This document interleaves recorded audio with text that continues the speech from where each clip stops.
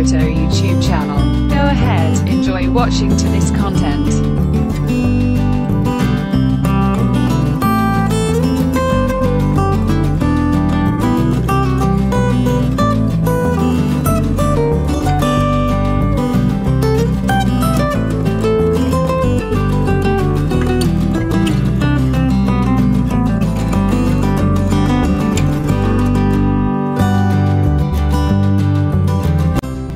Benim adım Damon Gamo. Burası benim ahşap evim. Bu kız arkadaşımın hamileliğinin hızlandırılmış çekimi. Doğuma 3 ay kalmış hali. Bu da 10 yaşındaki fotoğrafım. Yüzü dişlere doğru büyümüş farklı bir çocuktu. 5 yıl önce kız arkadaşımla tanıştığımda beslenmem tamamen sigara, şeker ve evde yaptığım Avustralya pizzalarından oluşuyordu. Ama sonra erkekler genellikle kızları etkilemek için sahte ilgi alanları oluşturdular. Benim için bu sağlıklı beslenmeydi. İşi bağlamak için rafine şekeri hayatımdan tamamen çıkardım. Ancak şeker artık manşetleri işgal ediyor. Ve bu konuda öyle çok tartışma ve sanı var ki neye inanacağını bilmek çok zor. Ama bizim ufaklık yoldayken kesin cevapları öğrenmem gerekiyor. 4 kişilik ortalama bir Avustralyalı ailenin bir haftada tüketmeleri gereken şekeri satın almak isteselerdi, süpermarkete gidip birer kiloluk şeker paketlerinden 6 tanesini raftan almaları, onları eve götürmeleri ve hepsini bir haftada tüketip aynı şeyi diğer hafta tekrar yapmaları gerekirdi. Şüphesiz ki yüksek şeker diyeti yapabilmek çok yeni bir şey. Özellikle de evrimsel zaman dilimi açısından. Şeker günümüz toplumunda o kadar yaygın bir hale geldi ki eğer şeker içeren ürünler standart süpermarket raflarından kaldırılsaydı geriye ürünlerin sadece %20'si kalırdı.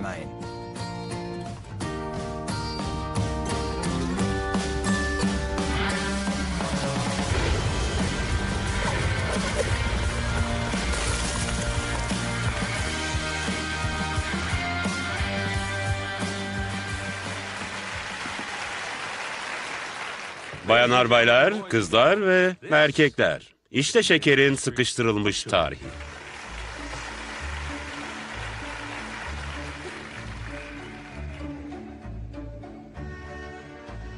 Şekere dair ilk bulgular milattan önce 8000'de Yeni Gine'den gelir. Yerel mitolojiye göre insan ırkı bir adamın şeker kamışıyla ilişkisinden doğmuştur. Sonra ticari göç yolları sayesinde şeker kamışı Hindistan'a ulaşmıştır. Teşekkür ederim. 12. yüzyılda şeker Avrupa'ya ulaşmıştır ve az bulunduğundan dolayı hızla kraliyet sembolü haline gelmiştir. Kraliçe 1. Elizabeth şekere aşık olmuştur. O kadar ki dişleri çürümüş ve kararmıştır. Sağ olun. 20. yüzyılın başlarında şeker hala çay ya da kahvenize atacağınız ikramlık bir şey olarak görülüyordu. Ama sonra 1955'te bugün yediğimiz şeker miktarını bir olay gerçekleştirdi.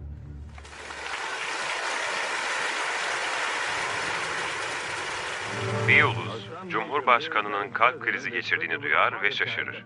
23 Eylül 1955'te Amerika Birleşik Devletleri Başkanı Dwight Eisenhower kalp krizi geçirdi ve bu haber kamuoyuna bomba gibi düştü. Boston'dan ünlü bir kalp uzmanı hastaneye çağrıldı. İki güçlü teori vardı. Birisi sorunun yağ olduğunu açıklayan Amerikalı bilim adamı Angel Keys'e aitken, John Yudkin adlı Britanyalı doktor, suçlunun şeker olduğuna inanıyordu. Herkes senede 2 kilo şeker yeseydi çok mutlu olurdum. Ama 50 kilo yiyorlar. Sonraki 20 yıl boyunca bu tartışmada iki kesimden de sert argümanlar sunuldu.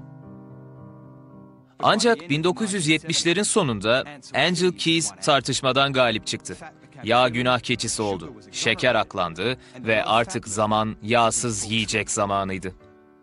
Yağsız beslenme sağlıklıdır fikrini biz endüstrileştirdik. İstediğiniz şey yağ ortadan kaldırmak. Endüstri bunu böyle algıladı. Yağı öteki sağlıklı besinlerden kaldıracağız.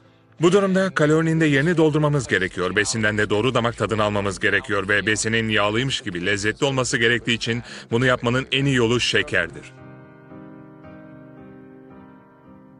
Gerekli besin sağlamanın şekerle yapılması durumunun yarattığı kafa karışıklığını çözüp doğru cevapları bulabilmemin tek yolu tekrar şekere başlamam ve vücuduma etkisini görmemdi. Şeker Odası. Bunun ilk adımı da bir grup uzmanın yardımıyla bir deney yapmak. Şeker başdanışmanım, yazar David Gillespie, namı diğer mücadeleci. Kan testlerimden sorumlu kişi, Avustralya'nın öncü klinik patolojistlerinden Dr. Ken Sikaris, namı diğer Profesör Kan. Diyetisyenim Sharon Johnston, Kelt besin kraliçesi. Ve genel sağlık danışmanım Dr. Debbie Herbst, namı diğer Checkups.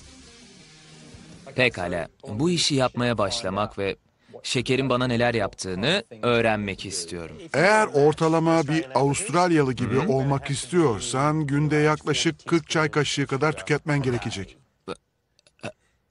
Günde 40 kaşık Evet, mı? günde 40 kaşık. Bu miktar birçok insanın yediği birçok işlenmiş gıdada bulunan miktardır.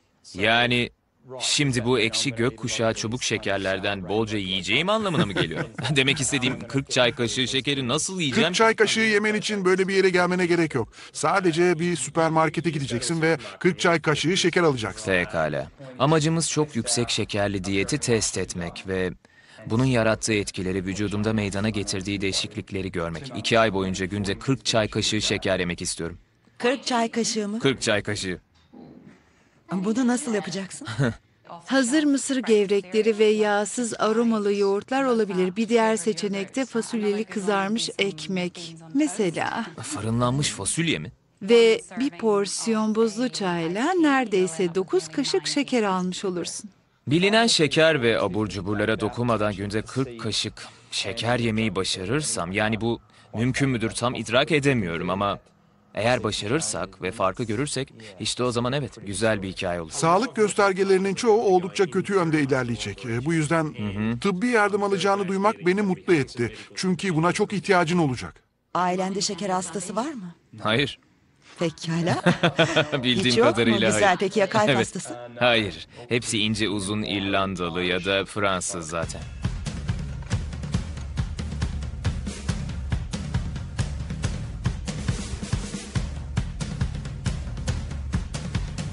Elbette kan şekerinin nasıl değiştiğine bakacağız. Kalbe etkisini görmemizi sağlayabilen testlerimiz mevcut. Ama bunun da ötesinde karaciğerde meydana gelen değişimlere ve karaciğerin yağ üretimindeki değişimine de bakacağız. 1932'ye gidelim lütfen. Tamamdır. Geliyorum.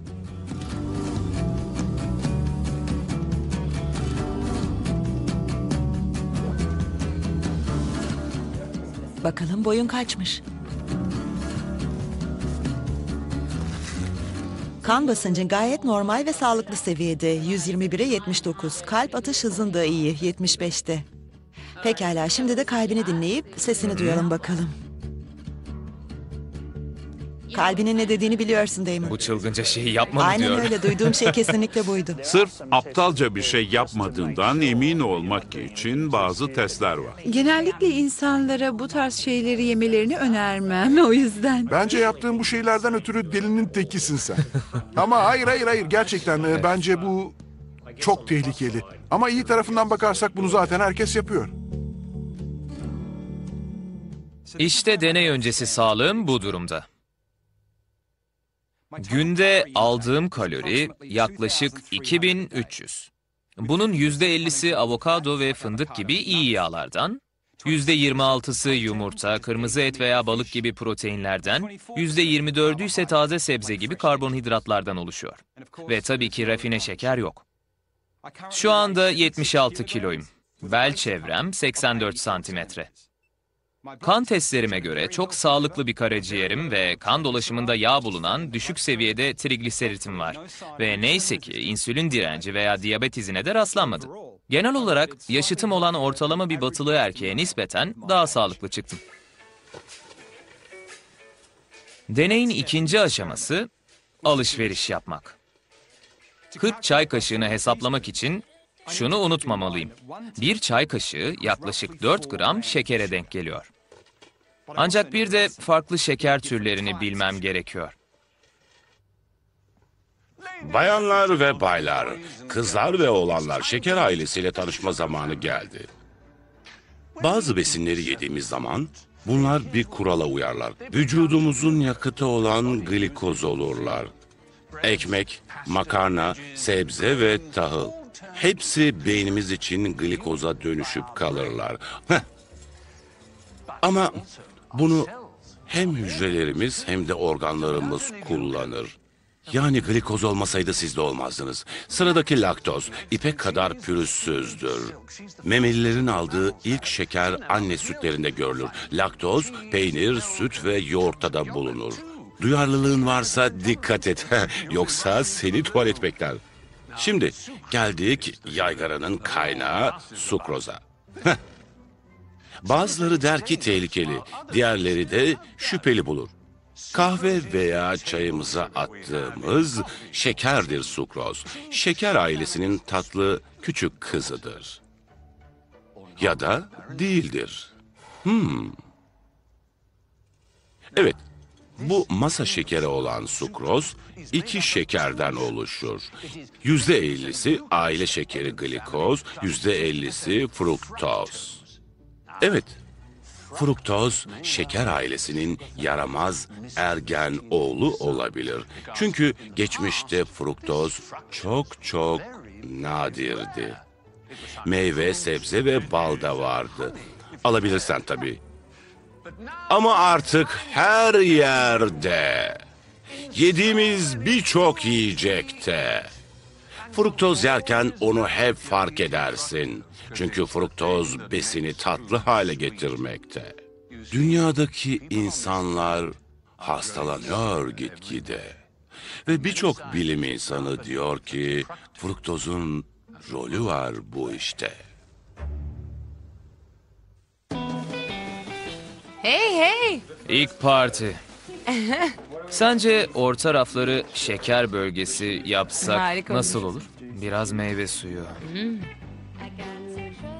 Meyve suyu kutuları bebeğim. Evet. Up and go. Önümüzdeki 60 gün için kurallar şunlar.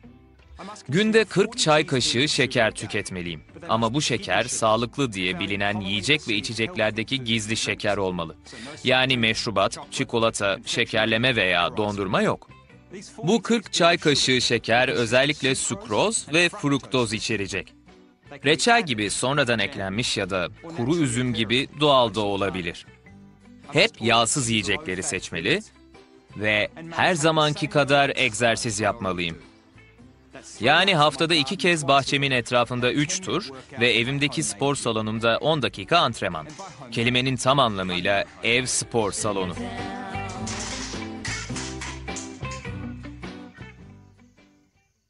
Yarın sabah başlıyorum.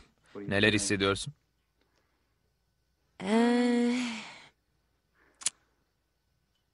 Umarım iyi olursun.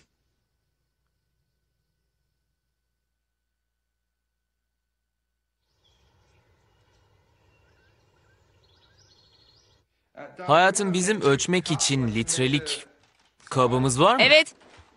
Pekala, Just Right'a göre bir porsiyonda 12 gram şeker var. Değil mi? Hayır. Yani bunu 4'e bölersek kabaca bir porsiyonda 3 çay kaşığı şeker var. Tavsiye edilen porsiyon bu kadar. 3 çay kaşığı şekerle beraber. Sizi bilmem ama ben büyüyen bir erkeğim. Bana bundan daha fazlası gerek. Sanki Just Right fırtı gibi. Evet, belki 2,5. Tamam, 2,5. Birincisi 3 çay kaşığından biraz azdı. İkincisi 6 çay kaşığı ve diğer yarısı yaklaşık 7,5 çay kaşığı şeker. Sırf bu kasede. Daha yoğurdu da eklemedim. Porsiyonu 27 gram. Ama bunun çoğu laktoz olacak. Yani galiba 18 gramı falan. 18 bölü 4, 4'ten biraz fazla eder. Benim 4 kaşığıma 7 çay kaşığı daha ekle. Ve buna bir de meyve suyu eklemeliyim. 400 mililitre elma suyu ekliyorum. Bu bana sanırım yeter. Güne başlarken 9 çay kaşığı şekere, ayrıca yaklaşık 20 çay kaşığı şekere bakıyorum. Buna ne dersiniz? Merhaba David, nasılsın? İyiyim, sen nasılsın? Dostum bir sorun var. Biz az önce ilk kahvaltımı yaptım. Ve 20 çay kaşığı kadar şeker içeriyordu. 20 çay kaşığı mı? Neredeyse ben de inanamadım. Ama hesaplamayı yaptım ve bu komik rakam ortaya çıktı. Günün geri kalanı için sadece 20 çay kaşığı şekere iznin varsa demek oluyor ki günün geri kalanı için diyet yapman gerekecek. Yani ben de bunu diyorum. Günün geri kalanında kereviz yemem gerek. Bu berbat. Henüz toplayıcılık, avcılık yaptığımız ve çevremizdeki meyve ve türlü şeyleri aradığımız zamanlarda neyin tatlı olduğunu çok iyi bilmemiz gerekiyordu. Çünkü kaloriye çok ihtiyacımız vardı. Şekere olan o eski tutkumuzu, şeker bulma yeteneğimizi az miktarda da olsa bugünlere taşıdık. Çok az şeker arayışındayken durumumuz böyleydi ama artık çok fazla şeker tüketiyoruz. Evrimsel açıdan sistem, rafine şekerin bu ani artışıyla başa çıkabilecek şekilde kurulmamıştı.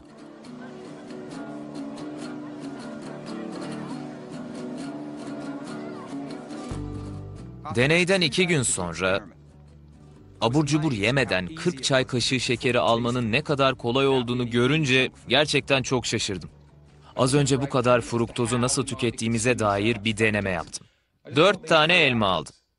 Bu elmaları yemeyi denesem ikisini yedikten sonra tok hissederdim. Meyvedeki lif vücuduma dur bu kadar yeterli derdi. Ama bu 4 elmanın suyunu sıkarsam neler olacağını göreceğim.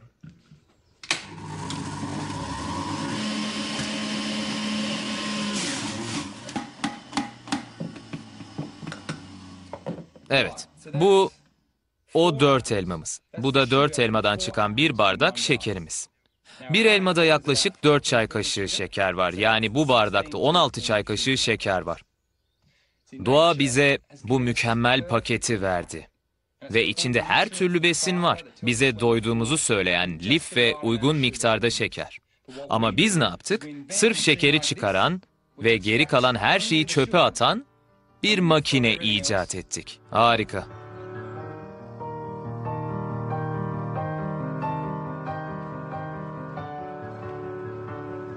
Meyve suyunda ve genel olarak içeceklerde bulunan yüksek şeker miktarı kesinlikle ilk haftanın en büyük sürprizi oldu.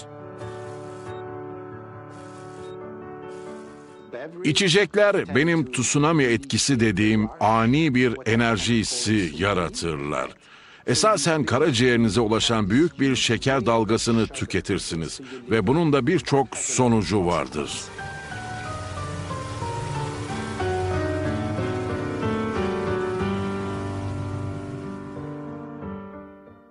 Bugün 12. gün.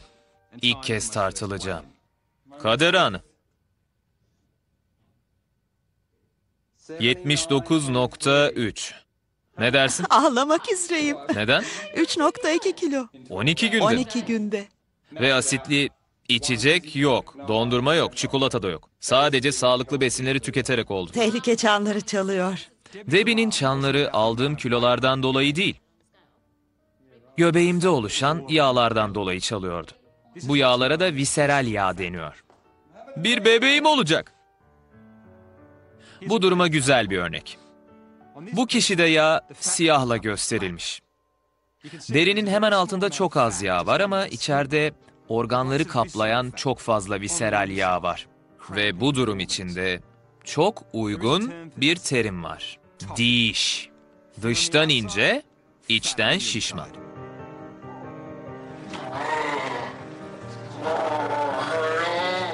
Biliyoruz ki fruktoz alınca bu bölgede daha çok yağ birikebiliyor. Sebebini bilmiyoruz ama şunu biliyoruz. Bu bölgede yağ birikince yağ kaynaklı birçok metabolik hastalık ortaya çıkıyor. Metabolik hastalıklar, tip 2 diyabet, obezite, kalp hastalıkları. 15. gün 40 çay kaşığı şekerin zekice pazarlanmış paketi olmadan aslında nasıl olabileceği konusu aklıma geldi. Şeker karşılaştırma günü. Bugün gerçekten 40 çay kaşığı şeker yiyeceğim. Just Right yağsız yoğurt, 10 kaşık şeker oldu bile. Bu da bir kase sade Vita Brits. Şöyle yapacağım.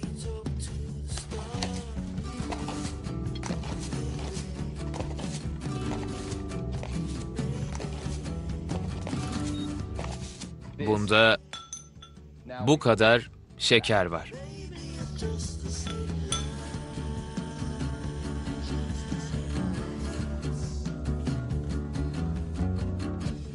Sabah atıştırmalığımı yeme zamanı. Bu kadar donmuş yoğurdu yiyebilirdim. Ya da 11.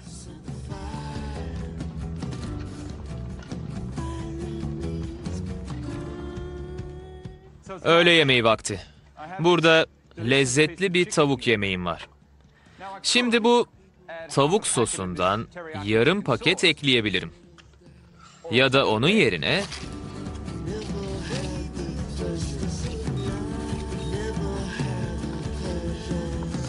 sindirmek için böyle bir şey içebilirim. Ya da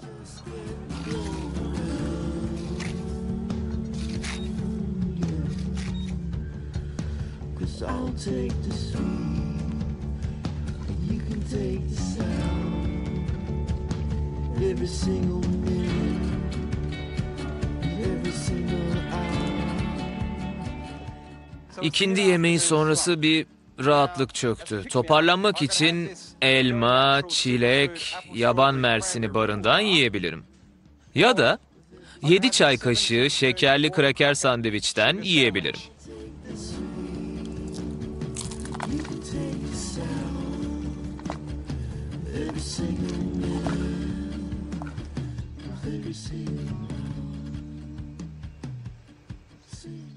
İşte bu noktada Profesör Khan'a kontrole gitmeye karar verdim. Karaciğer işlev testine göre en büyük değişiklik enzim seviyelerinin birinde büyük bir artış olması ALT seviyesinde. ALT tepkiyi dışa vuran, karaciğerde bulunan bir enzim türüdür. Kanında saptanması demek. Çünkü biz bunu ölçtük ve karaciğer hücreleri özlerini salıyor demek. Yani zarar gördükleri ya da öldükleri anlamına gelir ve böylece bilirsin aşağı yukarı yani bu cidden. Karaciğer hücrelerim ölüyor değil mi? Aynen öyle. Belli ki içleri yağla doluyor. Karaciğer yağlanması belirtileri açık açık var. Hayatımda ilk kez bunun 2 ya da 3 haftada geliştiğini gördüm. Harika. Ciğerimin yağa dönüştüğünü öğrendikten sonra tam 18. günde şekerin vücuda girdikten sonra neler yaptığını öğrenme vakti. Bu aktör Brandon Twight. Az sonraki gösteride vücudunun kullanılması için gönüllü oldu.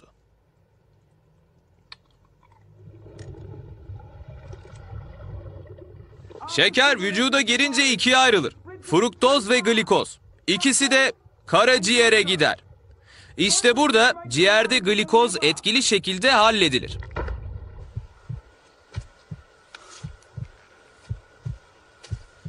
Ya çabuk enerji olarak kullanılır ya da yedek pil gibi sonrası için depolanır. Evet.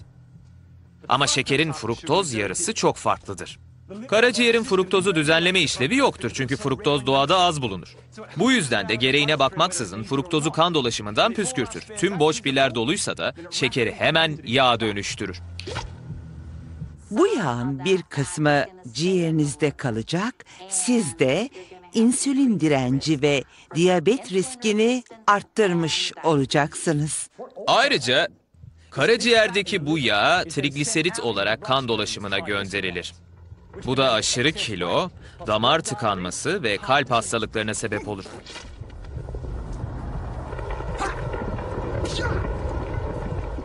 Şeker ve ekmek, makarna gibi diğer karbonhidratları yerken çok fazla glikoz üretiriz. İnsülin adlı hormon salgılanır. İnsülin hücrelerin kapısını açan anahtar gibidir. Böylece hücreler tüm glikozu emer. Kan dolaşımından temizler ve glikozu enerji olarak yakar. Kanda ne kadar glikoz varsa o kadar insülin salgılanır. Ancak bizim için önemli olan kandaki insülin glikozla uğraşırken yağ hücrelerimize yağ tutunmalarını söyler. Böylece yağ yakma aşamalarını yok eder. Yani çok şeker yiyerek yağ vücudumuza alıp karaciğer yağlanması yaratıyoruz. Artı glikoz yüzünden yağ hücrelerimize yağ tutunmalarını söyleyen insülin seviyesi aynı kalıyor. İnsülin şekerle uğraşırken yağı yakamayız. Nüfusun büyük bir kısmına olan da kesinlikle bu olabilir. Beni anlıyor musunuz? Ama Brandon için pek olası değil bu.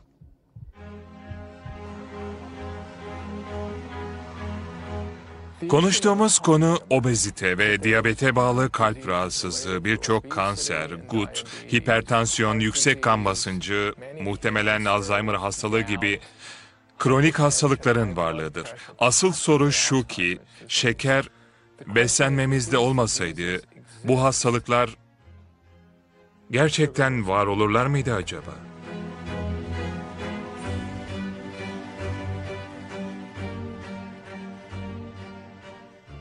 Bu sabah uyandım ve kendimi çok bitkin hissettim. Dün akşam oldukça tatlı bir tavuk yemeği yemiştim. Şunu söyleyebilirim, vücudum çok halsiz.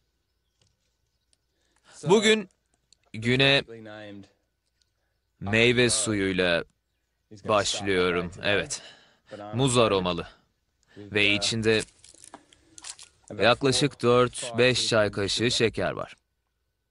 Şekerden fiziksel olarak etkilendiğim çok belli. Ama asıl sürpriz ruh halime olan etkisi. Bu inanılmaz, çok tatlı. Ve beynimin direkt karşılık verdiğini hissedebiliyorum. Şey gibi sanki, tadı lezzetli. En çok gözlemlediğim ruh hali değişimleri. Şeker yediğimde aşırı uyarılmış hissediyorum ve bu 45 dakika kadar sürüyor. Sonrasında bitkinlik hissi çöküyor. Bir sonraki alıma kadar dalgın ve uzak hissediyorum. Ancak tekrar alınca konsantre olabiliyorum. Ben de tam olarak şunu fark ettim. İlgisi azalıyor ve dikkati çabuk dağılıyor.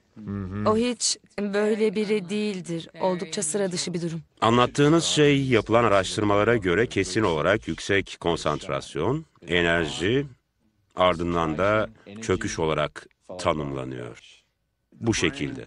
Beyin ve vücut glikozla çalışır. Glikoz seviyesi bir inip bir çıkıyorsa bilirsiniz. Bir yüksek, bir düşük, bir yüksek, bir düşük oluyorsa ve bu böyle sürüyorsa akli işlevinizin dengesiz olması anlamına gelir. Glikoz seviyeniz dengeli ve dalgalanmaz olursa durumunuz daha iyi halde demektir. Sanki vücudum yarattığım bu yeni gerçekliğe alışıyor ve bu enerji patlamasını şekerden alıyor. Almadığındaysa sanki tamam almaya hazırız diyor. Şey gibi eskiden sigara içerdim, buna benzer bir his. Şekeri daha yeni aldığında ve şeker tavan yaptığında bana neler hissettiğini anlat. İçimden çocukça şeyler yapmak geçiyor. Bir süre boyunca keyfim epey yerinde oluyor. Günlük hayatta da bu şekilde olabiliyor. Eğlenceli ve oyunbaz biridir. Ama farkı şu ki önceden olmayan manik bir durum oluştu. Yani şey gibi. Şimdi manik durum çok ilginç. Çünkü buna mutlulukla aynı şey diyemeyiz. Değil mi? Tribe girmiş gibi bir his vardır. Resmen şeker yağıyor. Bu ilginç çünkü bizim anladığımız bu. Bipolar bozukluğun olduğunu ima etmiyorum ama bu fenomen özel durumlarda ortaya çıkar. Yani üst sınırda bir ruh hali ama aslında çok da hoş olmayan. Celtic Gıda Kraliçesi. Damon, bu şekilde şekerin ruh halini nasıl etkilediğini insanlara basit bir grafikle göstereceğim. İşte bu senin kan şekeri seviyen. Beyninin mutlu olduğu nokta burası. Çünkü ilerisi için yeterli şekeri almış. Bu açıdan vücudundaki en önemli organ beyindir. Lollipop, meyve suyu gibi çok şekerli şeyler alındığında kan şekerin çok hızlı bir şekilde artar ve tekrar çok hızlı bir şekilde de düşmeye devam eder. Çok hızlı düşmesinin sebebi de şudur ki şekere karşılık vücut insülin salgılar. İnsülin şekeri hücreye taşır ve enerji olarak kullanılabilir. Ama bu düşüşün anlamı beyninin artık mutlu olmadığıdır. Buna karşılık olarak beynine tekrar tatlı yemen gerektiği mesajını gönderen adrenalin gibi stres hormonları salgılarız. Ve işte canın yine tatlı yemek ister. Böylece de eski halimize tekrar geri döneriz. Tekrar insülin salgılarız ve kan şekeri düşer. İşte ruh halindeki değişimlerin gerçek sebebi de budur. Bu şekerin çıkması ve inmesidir. Ve adrenalindeki gerçek sorunsa ruh hali değişimlerinden dolayı anksiyeteye hatta panik atağa sebep olabilmesidir. Yaşadığım bu dalgalı seyreden kan şekeri seviyem yüzünden okulda eğitim gören çocuklar aklıma geldi. Gizli şeker içeren bir beslenme soruna katkı sağlayabilir mi? Bunun çocuk davranış ve akıl hastalıkları üzerinde derin etkisi vardır. Farklı türde birçok sinirsel hastalığı kötüleştirmektedir. Ancak sebebini söyleyemeyiz. Bunun sebebi beslenmedeki şekerdir. Sugar Crisp baştan aşağı kutu içinde şeker kaplı buğday puftur. Atıştırmalık olarak pratik. Ya da şeker gibi yemelik. İşte Sugar Crisp. Doğuma hazırlık ve bilgilendirme.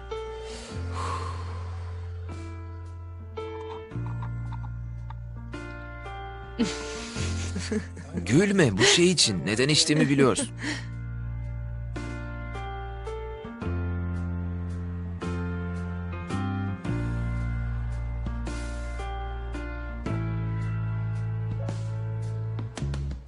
Yüksek şeker içeren diyetimin beni etkileme hızı hepimizi şaşırttı. Deneyim kapsamını genişletmek zorundaydım. Bu yüzden birkaç gün şehir dışında olacağım.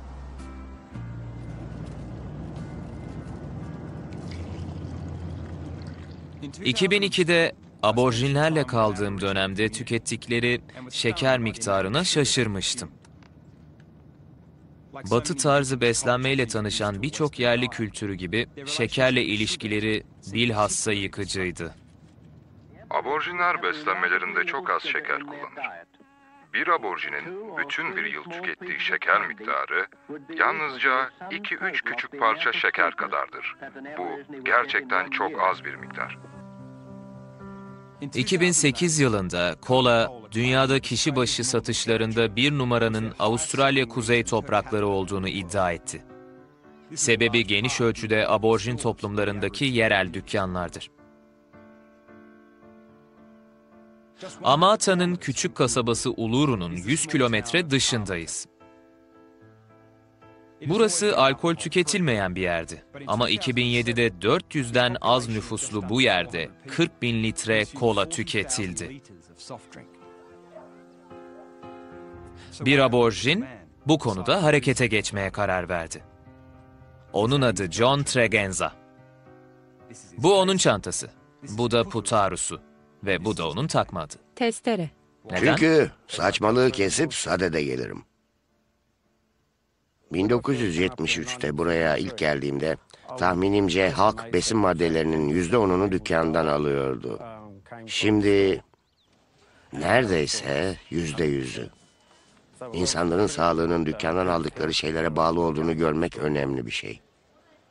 Dükkanlara bel bağlanmasının sebebi çeşitli çevresel değişikliklerdi. Esas sebepse yüzyıllar boyunca yerel yemekleri sağlayan yerel bitki ve hayvanların hayatlarına yabancı otların girmesiydi. Amata'dayken sadece 40 yıl önce insanların genelde geçimlerini topraktan sağladıklarına inanmak çok zordu.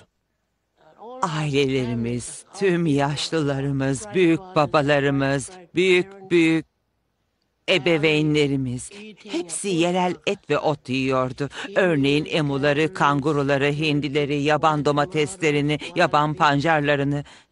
Hepsi de sağlıklıydı. Hastalık yoktu. Sonra beyaz adam Avustralya'ya geldi. Lollipop, bisküvi gibi türlü tatlıları da beraberinde getirdi. Amata dükkanı.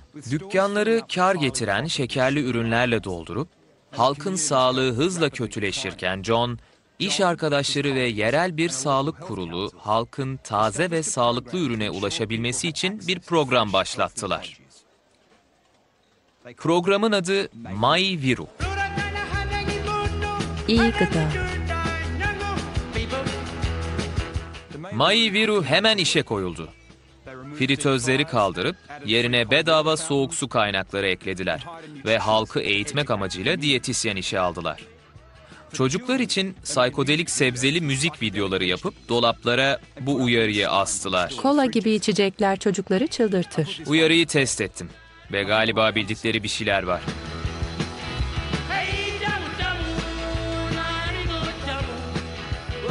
Ama en önemlisi yerel halk bilinçlendi ve kendi sağlıklarıyla ilgili kararları kendileri almaya başladılar. Amata toplumu tüm halkın şimdiye kadar olan şeker alımını azaltmaya karar verdi. Dükkanlarımıza sadece sağlıklı gıda getirmeliler. Böylece şekersiz, sağlıklı şeyler yiyip içebiliriz. Bu olursa çocuklarımız sağlıklı büyür. Listeden çıkacak ilk çok şekerli ürün siyah karbonatlı şeydi. Sonra dediler ki kola istemiyoruz. Böylece kola gitti. Kimse yaşlıların aldığı bu karara kızmadı. Ve artık kolamız yok. My Viru işe yarıyordu. Ve kısa bir süre içinde Amata bölgedeki en düşük şeker alımı oranına sahip oldu. Bulunduğumuz diğer toplumlarda şeker tüketimi çok fazlaydı. Astronomik seviyelerde oran çok yüksekti. Bence My Viru grubu diğer toplumlara çok şey öğretebilirdi. Ama tam her şey yoluna girmiş gibi görünüyorken hükümet My Viru'nun fonunu kesti. Şu anda organizasyondan sadece iskelet kadro kaldı. İlk diyetisyenler ayrıldı. Pitjan Jajara, Yankuni Jajara halkı etkisini derinden hissetti çünkü grup onların fikriydi. Sorunu saptayan onlardı. Kendi insanlarını gömen onlardı. Bir değişiklik yapmak isteyen onlardı ve tamamen göz ardı edilip baskın gelindiler. Fonlarını kesen federal ve eyalet hükümetleri fonu aborjin olmayan gruplara verdi. Bu gerçekten çok zalimce bir durum. Amata'da beni şaşırtan şey, kola ortadan kalksa bile halkı eğitecek diyetisyenler olmadan insanların hala çok şeker içeren diğer ürünleri tüketmeleri oldu. Sonuçta bunun acısını sağlıkları çekiyor. Bugün kötü beslenmeden diyalizde olan birçok insan var. Diğerlerinin çoğu da hasta. Kalp hastalığı, astım, hepsi kötü beslenmeden ötürü. Dışarıdaki algıya göre obezite ve diyabete bağlı sorunlar alkolle ilişkilendirilebilir. Ama burası Amata'nın kuruluşundan beri içki karşıtıydı. Yani diyabet ve böbrek yetmezliği dahil bütün sağlık sorunları beslenme tarzıyla ilgiliydi.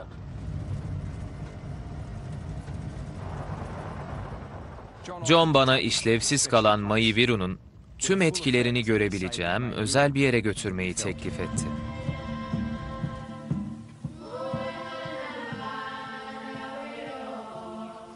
Burada gömülü olan hemen herkesi tanıyordum. Burada yatan aile üyelerim vardı. Bu 5 mezardakilerin hepsi 40 yaşın altında. Ve burada da genç biri yatıyor. Şurada hepsi böbrek yetmezliğinden ölen, ikisi kız, biri erkek kardeşler var. Bu ölümlerin çoğu zamansız oldu ve doğru beslenme ve ekonomik sağlıklı yiyeceklerle kolayca önlerine geçilebilirdi. Tam bir trajedi.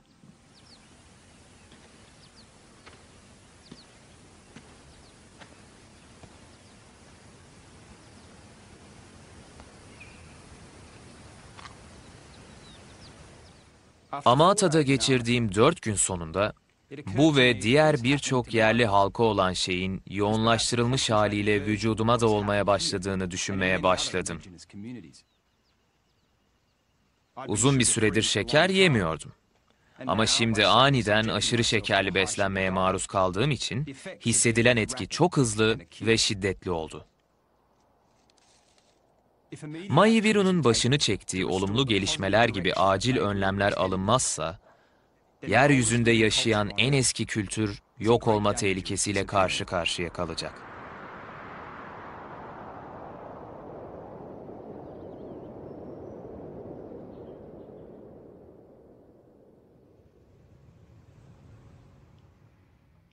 Vay canına şuna bak. 81,2 kilo.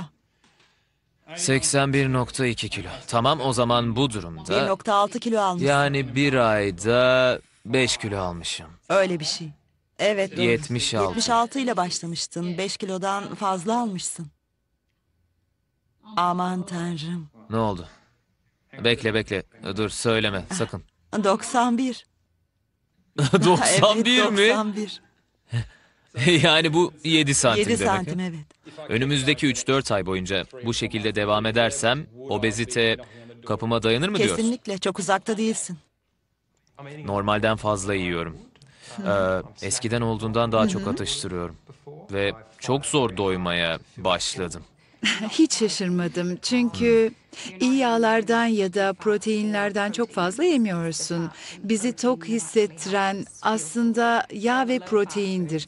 Bize faydalı olan ve yememiz gereken tüm ürünler aslında daha çok şeker içerir ve gerçekten anlarsın ya tok hissetmemize de yardımcı olmazlar. Sağlığımı kötüleştiren şekerin Amata'da yarattığı yıkıma şahit olduktan sonra çantamı topluyorum. Konuyu benim bildiğimden daha çok bilen birileriyle konuşmam gerekiyor. Arkana bak. Dolabın kapağına astığıma bak. Pratikliğin başkentine işlenmiş yiyecek ve şeker endüstrisinin merkezine. Şeker babacı. Ve şu anda 1. sıradaki dünya Evet. obezite şampiyonuna gitme zamanı. Ben şeker babacığım. Dikkat et Amerika.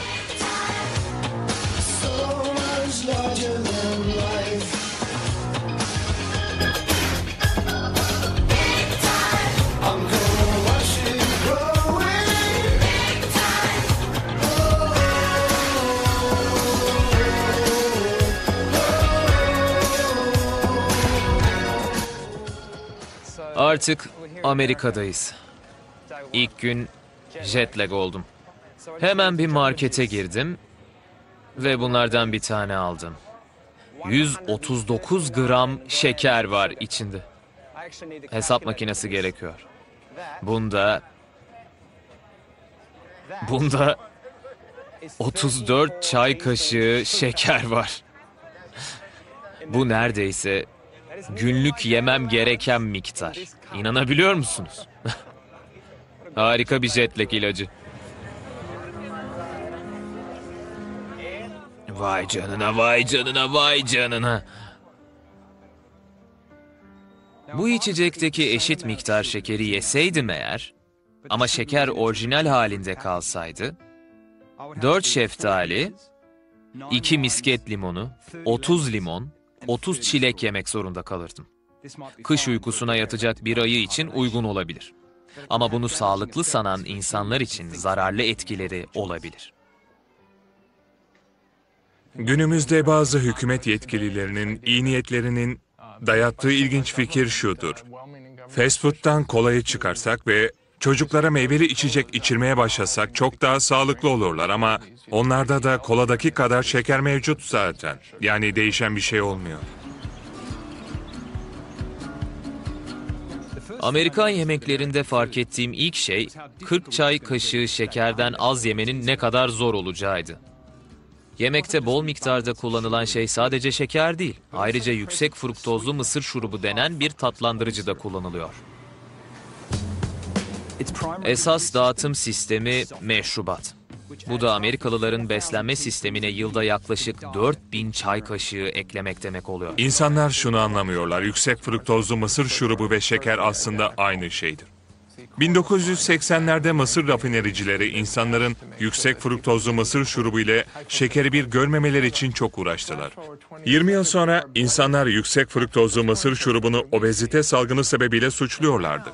Şimdi ise mısır rafinericileri onun da şeker olduğunu, fark olmadığını söylemeye çalışıyor. Şeker endüstrisi ise hayır farklısın, tamamen farklısın diyorlar. Turbinado, meyve suyu konsantresi. Şeker ve yüksek fruktozlu mısır şurubu gündemde olduğundan, şirketlerin diğer fruktoz bazlı tatlandırıcılar için birçok çekici isim kullandığını fark ettim. Agave. Tüm şekerler, esmer şeker, beyaz şeker, yüksek fruktozlu mısır şurubu, meyve suyundan meyve suyu konsantresi sağlığınızı eşit derecede etkiler.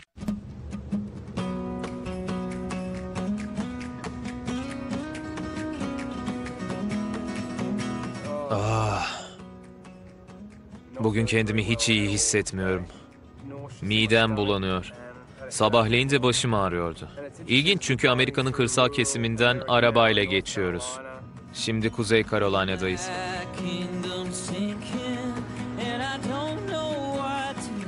Düzgün bir yemek bulmak çok zor. Restoran tabelaları var ama fast food ya da takocu ya da kızarmış tavukçu. Sağlıklı bir şey bulmak imkansız. Burada büyüdüyseniz ve deneyimlediğiniz tek yemek türü ve anlayışı buysa, bu ülkede büyük bir sorun olduğu şüphe götürmüyor.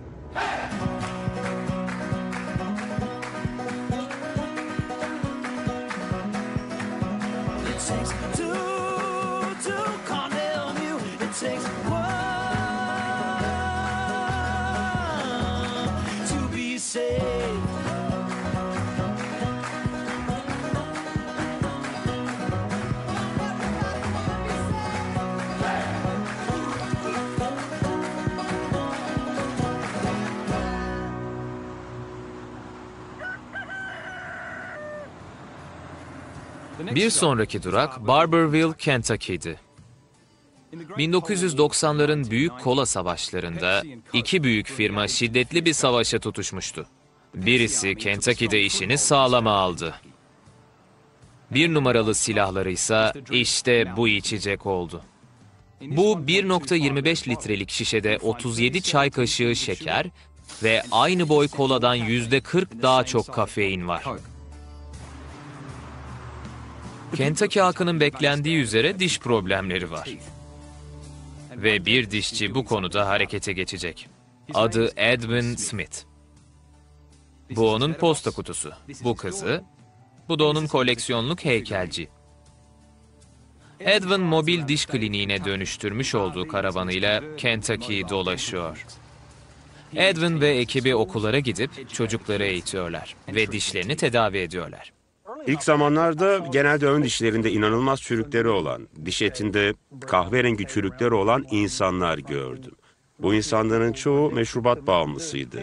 Böylece düşündük ve meşrubat ağzı terimini bulduk. Meşrubat ağzı. Günde 10 şişe içtiğini söyleyen çocuklarla tanıştım. İçmeye öyle küçükken başlamışlar ki zamanını hatırlamıyorlar. Mountain Dew içine gıdıklar çünkü her şişede patırtı vardır. Kapağını açıyorlar ve içiyorlar. 20 dakika sonra etkisi geçmeye başlıyor ve bir şişe daha alıp içiyorlar. Çürüğün doğal olarak tükürükle kendini temizlemesi 20 dakikaya alıyor. Yani 20 dakikada bir içersen dişlerin gün boyu bununla yıkanmış gibi olur.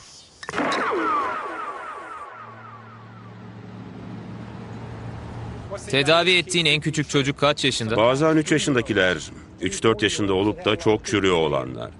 Genelde biberon çürüğü denilen çürükleri olanlar. Sebebi de biberonlarında meyve suyu bulunması. Bazen biberonlarında meşrubat bile olabiliyor. Bu korkunç. Tedavinin çoğunu Kentucky'de mi yapıyorsun? Evet, evet. Tamam. Güney Kentucky'de Appalachian bölgesinde, dağlarda. Burası eyaletin en fakir bölgesi. Doğrudan fakirliğe bağlı bir durum. Öyle. Yani.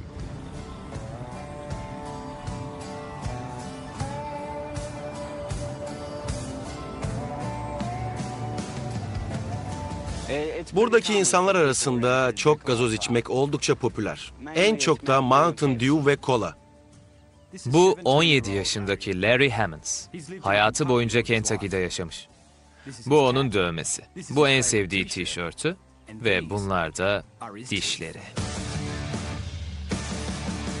8 gün sonra 18 yaşında olacağım ama insanlar dişlerim yüzünden beni hor görüyor. Çocukken dişlerimden hiç endişe duymazdım. Nereye gitsem gazoz alırdım. Bir elimde hep gazoz olurdu. Peki ya bu gazozu içtiğinde kaç yaşındaydın bakalım? Muhtemelen 2 veya 3 yaşındaydım. Peki günde kaç tane içiyorsundur? En azından 4-5 şişe diyebilirim. Eğer teneke kutuysa en az 12 tane içiyorumdur. Günde 12 teneke kutu. Vay canına, bu kasabada bulunan insanlar bu kadar mı içiyor? Evet. Peki ya az önce kuzeninden bahsettin. O da günde yaklaşık 6-7 kutu içiyor diyebilirim. Ve çocuk daha sadece 3 yaşında. Vay canına, peki kutudan mı içiyor? Hayır, biberondan. Annesi biberonuna koyuyor.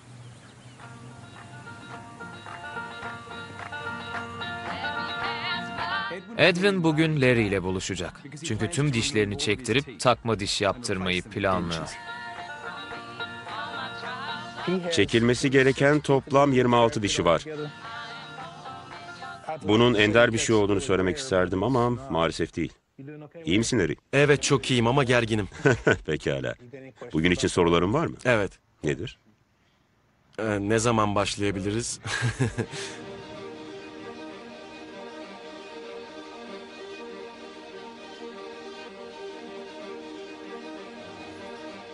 Annesini buraya alabilir miyiz? Tamam. Acı çekmesini istemiyorum. Keşke onun yerine ben acı çekebilsem.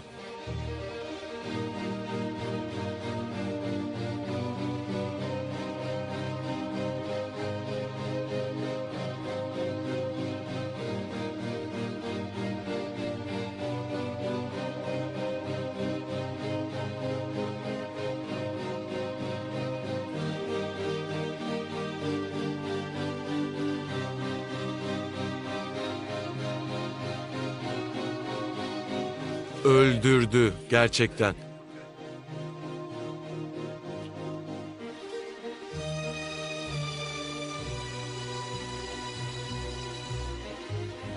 Hayır, çok canımı yakıyor.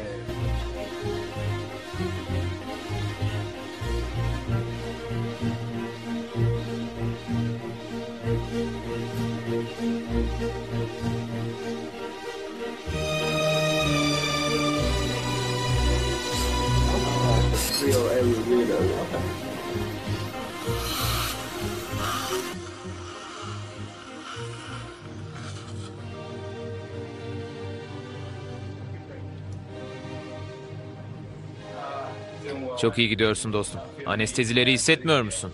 Kesinlikle hayır. Sen cesur bir adamsın. Tansiyonum tavan yaptı ama. Evet. Evet, şu anda Larry uyuşmuş durumda değil. Bunun da birkaç sebebi olabileceğini düşünüyorum. Birincisi, Larry çok gergin ve aynı zamanda adrenalin salgılıyor. İkincisi ise ağzında bulunan enfeksiyon ve bu enfeksiyon bir süredir oradaymış. Bu yüzden de anestezi pek etki etmedi. Dişlerinin şimdiki durumu bu. Buraya gelmeden önce de çok acı çekti. Acının ne demek olduğunu biliyor. Enfeksiyon yüzünden Larry'nin diş etine hiçbir anestezi etki etmedi. Edwin de bu işlemi başka bir güne ertelemeye karar verdi. Bağlantı kurulan kola firması, kararında içilen gazozun sağlıklı, dengeli beslenmenin parçası olduğunu iddia etti. Ama bu kadar şekerli ve kafeinli bir içeceğin kararında içilmesi çok zor. Hatta Larry'nin çektiklerini görmeme rağmen beni şoka uğratan şey Larry'nin bana bunu hala çok sevdiğini ve içmeye devam edeceğini söylemesi.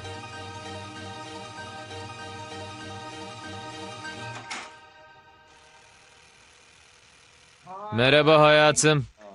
Mükemmel bir gündü. Ama Atay'ı ve şimdi bunu düşünürsen şekerin direkt etkisini görüyorsun. Ama şirketler bunu bir türlü görmüyorlar. Çünkü onların tek derdi para. Şekerin etkisini yakından görmüyorlar ve pek de umurlarında değil. Firmanın bu konuda ne yaptığını dişçiye sordum. Bana ulaştılar ve size gerçekten yardım etmek isteriz dediler. Çocuklar için bir karavan almışlar. Dişçi de tamam olur demiş. Ama karavana değil, eğitime ihtiyaçları var. Bu çok açık. Ama bugün dediği Her gibi. gün Mountain Dew içmemeleri gerek. Evet, dişçinin dediği gibi çocukları eğitemezler. Çünkü bu içmeyi bırakmaları demek. Bu da Kesinlikle. şirketler için felaket olur.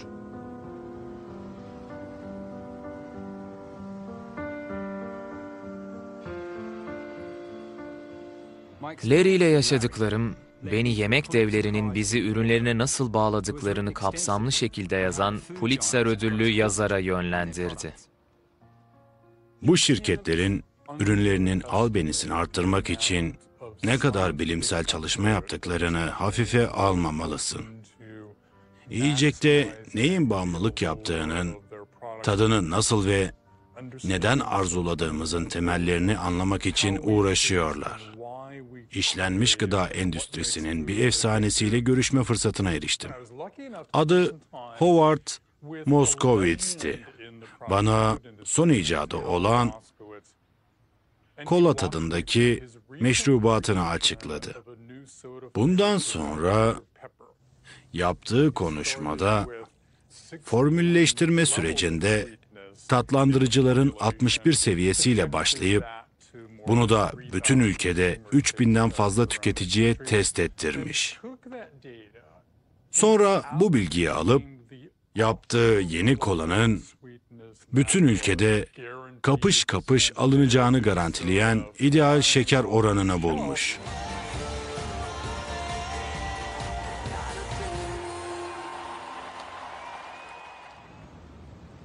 Endüstrinin kapalı kapıları ardında bu ideal şeker oranına mutluluk noktası deniyor. Mutluluk noktası. 1970'lerde Howard Moskowitz, üründeki şeker oranını arttırınca insanların daha da sevdiğini keşfetti. Ama sonra zirveye ulaştılar. Daha çok şeker eklenseydi insanlar sevmeyi bırakırlardı. Mutluluk noktasını ben keşfettim. Adı da bu şekilde kaldı. Mutluluk noktası. 45 yıl sonra kullanım alanları makarna sosu, kola, mısır gevreği gibi şeyler oldu. Her yerde bulunan ürünlerde mutluluk noktası yaratmak, çocukların biyolojisini sömürmektir. Bilirsiniz, çocuklarda şu beklenti yaratıldı. Yedikleri her şey tatlı olmalı. İşin sebze boyutuna geçilince, küçük Mikey'e brokoli yedirmeye çalıştığında şeker yerine acı tadı almaya başlıyor. Anlarsın ya. Ebeveyn olarak başınız Evet, çok büyük bir kesinlikle. dertte. Bundan kurtulmanız gerekiyor. Şekere duyduğumuz ilkel arzudan damak tadımızın mutluluk verici gıdalara göre belirlenmesi gayet normal bir şey. Doğa ananın kendisi bile her şeyi tatlandıran mucize meyveyi yarattı. İşte önümde yemekten pek hoşlanmadığım 3 adet yiyecek var. Bu çok acı biber, bu ekşi limon, bu da bir şişe berbat elma sirkesi. Ama anlaşılan bu mucize meyveyi dilimin üstüne koyarsam ve sonrasında bu yemekleri yersem, yemekler daha tatlı hale gelecekmiş.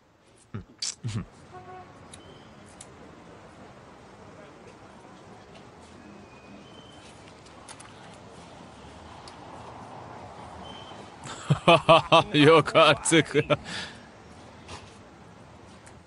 Portakal bu. Emin değilim.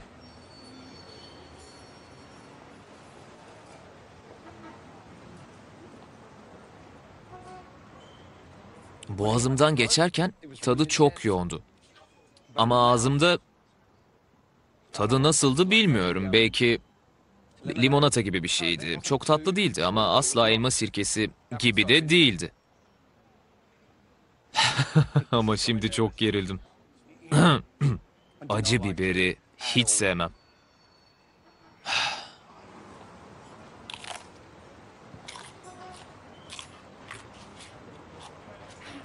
Lütfen işe yara.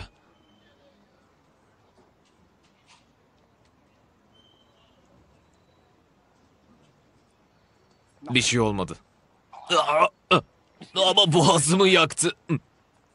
Boğazımda mucize meyve yok. Lanet olsun. Tat alma organımla yaptığım bu deney, gıda şirketlerinin zaten bildiği bir şeyi fark etmemi sağladı. Şekerle her şey yenebilir. Çok üzgünüm. Yani neredeyse her şeyi.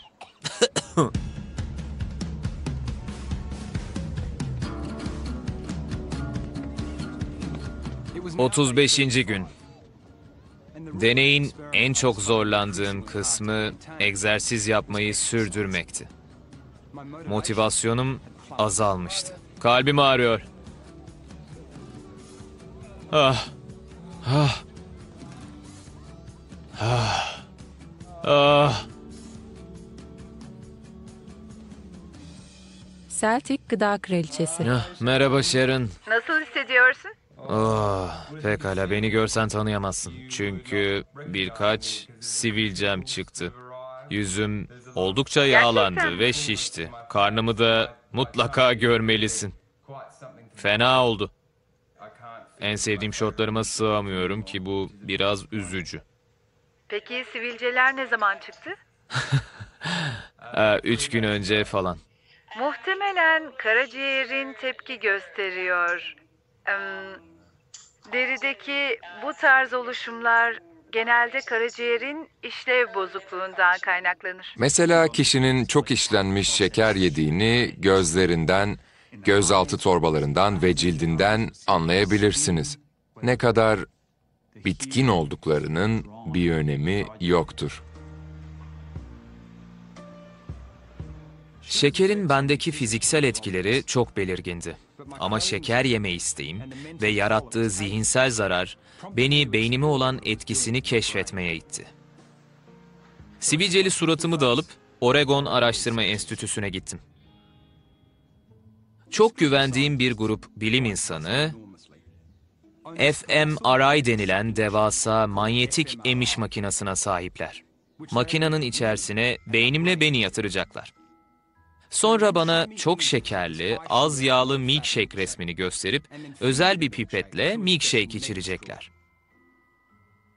Sonra da beynimin fotoğraflarını çekip nasıl tepki verdiğini bana gösterecekler.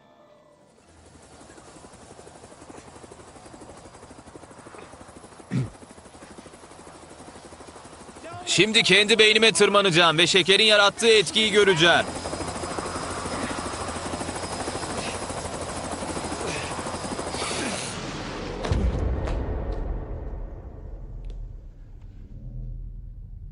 Şimdi, ilk adım işaret ya da tetikleyicidir. Benim durumumda bu milkshake'ti.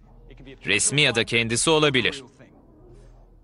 Şimdi tetikleyici olan bu tatlıyı görünce beynimizde dopamin denen kimyasal salgılanması. Tatlının az olduğu zamandan kalma evrimsel bir dürtü. Tatlıyı görünce beynimiz diyor ki al onu. İyi hissetmek ve çabuk enerji için gerekli o. Şimdi ikinci adım. Ağzımıza götürüyoruz ve şekerli tadını alıyoruz. Sonra opioid denen kimyasalla beta-endorfin salgılanıyor ve harika hissediyoruz. Şeker, nikotin, uyuşturucu ve cinsellikle aynı ödüllendirme bölgesindedir. Ama bu uzun sürmez. Eğer çok şekerli yersek ve ödüllendirilme hissini yaratırsak bu his, tatlıların resimlerini göz önüne getirip bilinç dışı ve mantıksız alışkanlıklar yaratabilir. Ayrıca şekerin fruktoz kısmı iştah kontrol merkezlerimizi etkiler. Glikoz kısmı da ruh halimizi etkiler. Ve bunların karışımı bize çok dengesiz bir ruh hali bırakır. Bu alanda keşfedilen en ilginç şeylerden biri, ne kadar çok şekerli gıda yerseniz o kadar çok şekerli gıda yemek istersiniz ve sürekli olarak da yemeye devam etmek istersiniz.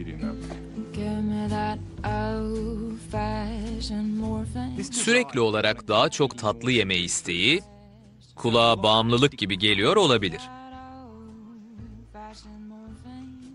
Şu an Bordeaux, Fransa'da olan Sir Ahmed, yayınladığı çalışmasında farelerin uyuşturucudan çok şekere ulaşmaya çalıştıklarını göstermiştir.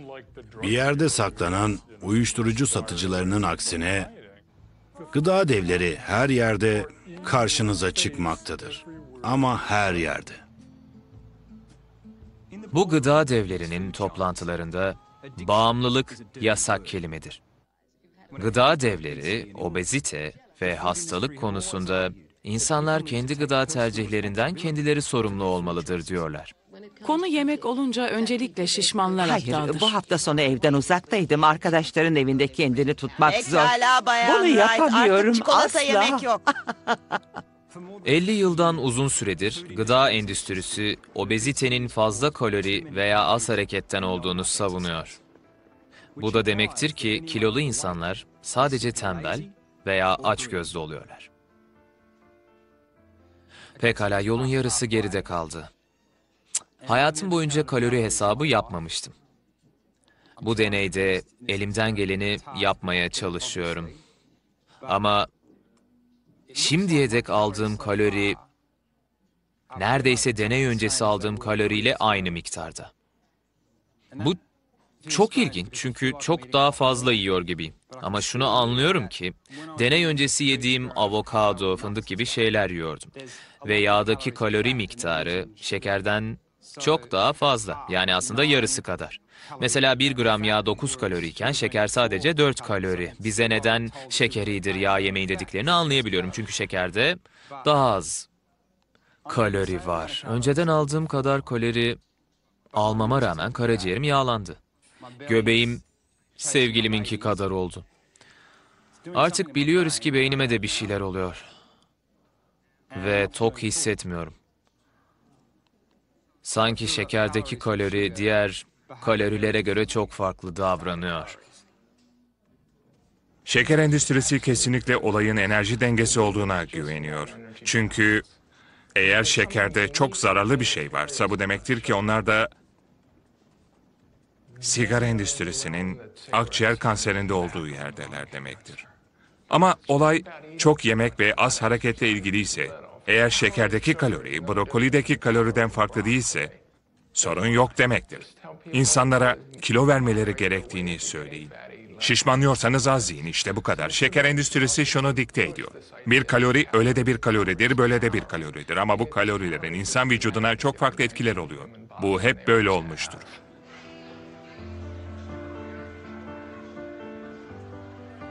Bende şu netleşti. Kar amaçlı gıda şirketleri hem şekere olan ilkel arzumu hedefliyor hem de her türlü kalorinin eşit olduğunu savunuyorlar. Sonuçta bağımlı ya da aşırı kiloluysak başarısızız demek oluyor. Belki de aslında bizi kilolu ya da hasta yapan şey olan açgözlü şirketlerin oyunudur. Merhaba. Merhaba hayatım. Bana karnını göster. Şu bebeğe bir bak. Bana küçük tekmeler atıyor. Hadi çabuk. Aa. Merhaba bebek. Merhaba bebek. Merhaba babacık. Görüşürüz. Seni seviyorum. Hoşça kal. Hoşça kal. Hoşça kal.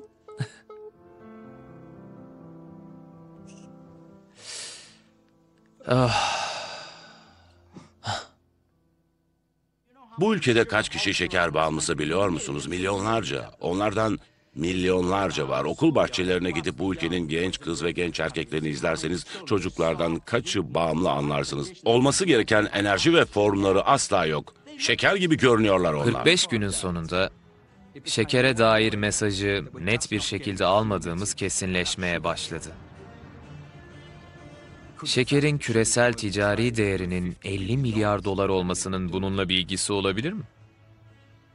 Bu mesajın gizlenmesi, 1970'lerde Amerikan hükümetinin ilk kez şeker güvenliğini gözden geçirmesi sırasında başlamış. Şeker Birliği, ürünlerinin kötülenmediğini garantilemek için kampanya başlatmış. Bu konuda şeker endüstrisinin yaptığı şey kanıtlar belirsizken öne çıkıp kanıtların her daim belirsiz olduğundan emin olacağız demekti. Şeker Birliği bunun için bilim insanlarını işe aldı. İnsan kaynakları şirketiyle anlaştı. Basın yoluyla bildiri yayınladılar. Bilim insanları şeker korkusunu def ediyor. İnsan beslenmesinde şeker adlı bir belge gösterdiler. Masrafları şeker endüstrisinin ödediğine dair kanıt yoktu. Resmi bir belge gibi duruyordu. Bir dergide yayınlandı. Şeker endüstrisi 25.000 kopya dağıttı. Bu rapor sonra devlet tarafından bulguları kesinleştirmek için kullanıldı. Şeker aklandı ve dünyanın geri kalanı da buna uydu. Şeker Birliği Başkanı Jack Tatum çıkardığı şemayı gösterip, bakın, şekerle kronik hastalıklar arasındaki bağı gösteren kesin bir kanıt yok. Şeker, birliğimizin can damarıdır, ürünlerimizin can damarıdır. Eğer şekerle bu hastalıklar arasında bağ bulunursa bizim işimiz biter. Yani bizim işimiz, yapmamız gereken şey, bu konuda fikir birliği olmadığından emin olmak. Evet.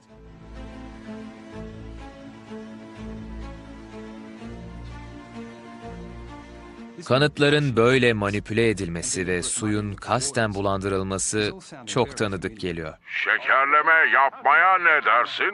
Benim daha iyi bir fikrim var. Hadi bir sigara molası verelim. İşte bu.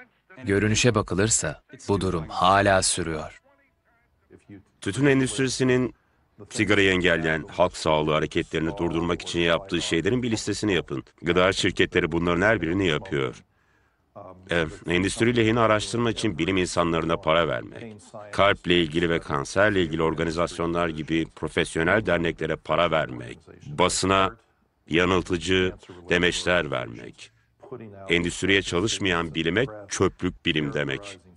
İşte bu liste bu şekilde böyle uzayıp gidiyor. Tütün endüstrisi bunların hepsini yaptı. Gıda endüstrisi de öyle yaptı.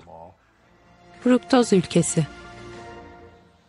Bu değerlendirmelerin çoğunu yapan, sonuç olarak şekerin metabolik hastalıklarla bağını gösteren bir kanıt olmadığı yönünde değerlendirenler, şeker endüstrisi tarafından finanse ediliyor. Şimdiye dek öğrendiklerimi düşünürsek, hala şeker ve fruktozu savunan bilim insanları olduğuna inanmak zor. Onlardan biriyle tanışmak istiyordum. Yaklaşık 3 yıldır şeker yemiyor ve bu filmin bir kısmı dahil 60 gündür çok yüksek fruktoz şekeriyle besleniyor. Belki biraz kilo alırım diye düşünmüştüm ama Avustralya ölçüsüyle 6 kilo aldım ve bu da 15 pound ediyor. Tüm o gizli şeker granola barları, yağsız yoğurtlar, neler oluyor? Diyebilirim ki anlattığın çok etkili bir anekdot ve bence birçok insan için geçerli olabilir. Ama bir şeyi çok fazla yapıyorsan ondan kork derim. Sana beyaz ekmek diyeti ya da patates çipsi diyeti ya da kızartma diyeti uygulatsam aynı etkileri gösterebilirdi. Esasen bütün bu kaloriler keyfi olarak değerlendirilmelidir. John'un kalori üzerine sözleri gıda sektörününkiyle öyle benzer ki, araştırma fonunun kaynağını sorma zorunluluğu hissettim. Kola firmasından herhangi bir fon aldın mı? Tahmin edebilirsin ki bu gerçekten çok önemli bir soru ve benim şeffaf olmam da çok önemli. Yani koladan yatırımcı destekli kısıtlamasız fon aldık. Bunun anlamı sorduğumuz sorulara, araştırma yöntemlerimize, analizlerimize ve değerlendirmelerimize karışamazlar. Bu bir ikaz. Bana göre bunu söylemeniz evet gerçekten çok şaşırtıcı. Çünkü bu şirket 650 içecek ismine sahip bir şirket ve bu içecek haklısınız. fruktoz ve şekere dayanıyor. Doğru. Çok haklısın. Yani bu durumun olduğunu fark ettik. Bazıları için bu şeytanla anlaşma yapmak gibi bir şey sanırım. Durum bu olsa bile bilirsin, işimizi yapış şeklimizden ve protokollerimizden dolayı eminiz ve şunu açıkça söylüyoruz ki onlarla maddi konuda birlikteyiz. Bence endüstriden parayı doğrudan almamalıyız. Bence bunu yapmak ahlaken çok yanlış ve bilirsiniz para bulmak da zordur. Bu araştırmacılar için de bir ikilem. Ama cevabı bozmak da istemiyoruz. Biz gerçeği bilmek istiyoruz. Tam bir hafta sonra fruktoz ve şekerli meşrubat hakkında bir sempozyum ilanı gördüm. Sponsoru kola firmasıydı. Açılış konuşmacısı Dr. John Swivenpiper'dı.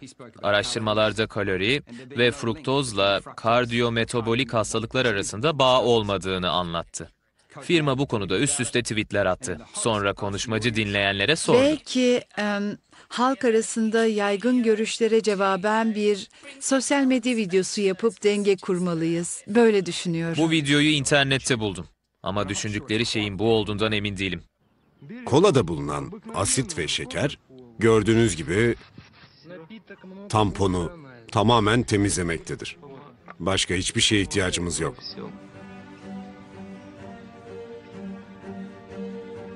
Deneyimin Amerika ayağının sonuna doğru yaklaşırken, beni en şaşırtan şey, şekerin üzerimizdeki tüm etkisine rağmen ona birçok yönden uyum sağlıyor oluşumuz.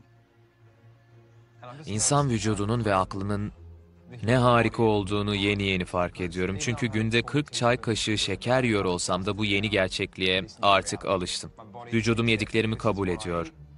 Beynim de ruh halimdeki iniş çıkışlarla ilgileniyor. Hayatıma devam ediyorum. Bir sorun yok. İş görebiliyorum ama eskisi kadar verimli değilim. Dayanıklılığım çok azaldı. Ve bence birçok insan da bu şekilde yaşıyor.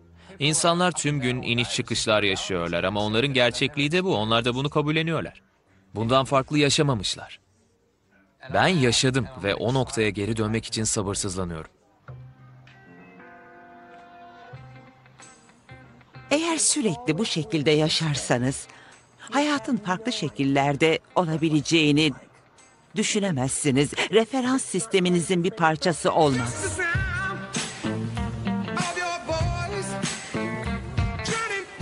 Şimdi birçok insan hep şekerli şeyler yerim ve çok iyi durumdayım diyecek. Ama onlar şunu anlamıyorlar. Sürekli şekerli şeyler yiyorlar ve sürekli dengesizler. Mantıkları tamamen gölgelenmiş. Şeker toplumumuzun dokusuna artık öyle yerleşmiş ki, kimileri şekersiz bir hayat düşünemez hale gelmişler. Diyelim ki bir şeylere şekeri eklemekten vazgeçtik. Peki o zaman insanlar değer yargıları açısından şekerin onlara verdiği hissin aynısını yaşamak için ne yapacaklar? Ama sürekli olarak böyle yaşamadığımızı unutuyoruz. Toplum değişti. 200 yıl önce dünyada yedikleri ve içtikleri şekere dayalı festivaller düzenleyen bir toplum yoktu. Bugün var. Günümüzde şeker tüm kutlamalarda bulunuyor.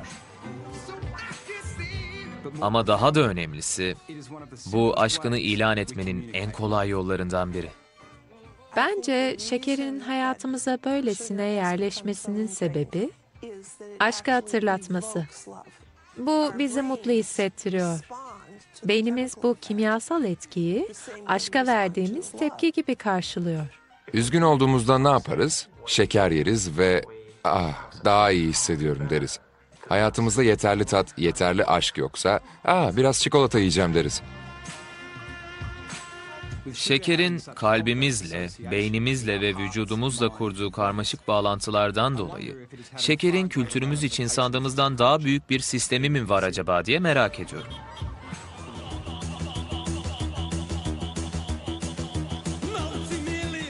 Rudolf Steiner, şeker esasen materyalizme yol açar demiş. Şeker metabolizmasının ve şeker ilaç kültürünün bu gelişimi materyalistik bir kültürde olmuştur. Anlık haz devrinde yaşıyoruz. Kimse hiçbir şey için beklemek istemiyor. Şeker nedir? Çabuk enerjidir. Direkt beyne gider.